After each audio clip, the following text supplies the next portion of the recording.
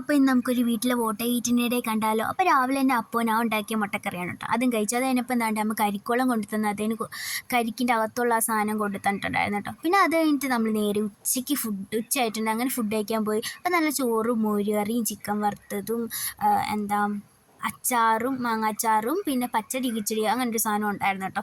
അങ്ങനെ ഉച്ചയ്ക്ക് നല്ലോണം ഫുഡ് കഴിച്ച് അത് കഴിഞ്ഞ് ഫുഡ് കഴിച്ച് പിന്നെ മധുരം കഴിക്കണമെന്നല്ല, അപ്പോൾ ഒരു ബ്രൗണി ഇരുന്നു അതെടുത്ത് കഴിച്ചു. പിന്നെ ഈ സാധനം പൈനാപ്പിളാണ് കേട്ടോ, അത് ഡ്രൈ ചെയ്താണ്, അത് കഴിച്ചു. പിന്നെ കുറച്ച് നേരം ഇപ്പം നട്ട്സ് കഴിച്ചു. പിന്നെ കുറച്ച് നേരം എനിക്ക് വിശന്നപ്പോൾ ഞാൻ തന്നെ ഒരു ബുൾസ് ഉണ്ടാക്കി കഴിച്ചിട്ടുണ്ട്. പറ്റും ബുൾസ് പാളിപ്പോയി. പിന്നെ അകത്ത് ഫ്രിഡ്ജ് തുറന്നപ്പോൾ കുറച്ച് മുട്ടായി ഇരിക്കുന്നുണ്ട്, അങ്ങനെ അത് ഞാൻ കുറച്ചെടുത്ത് കഴിച്ചിട്ടുണ്ടായിരുന്നു കേട്ടോ. പിന്നെ അമ്മ വന്നപ്പോൾ പപ്പായ അരിഞ്ഞ് തന്നിട്ടുണ്ടായിരുന്നു. പിന്നെ ഇത് മാതളം ഇരിപ്പുണ്ടായിരുന്നു. അങ്ങനെ അമ്മ അരിഞ്ഞ് തന്നാൽ കഴിക്കുമോ, അല്ലാണ്ട് എനിക്ക് മെനക്കെടാൻ ഭയങ്കര പാടാണ് കേട്ടോ.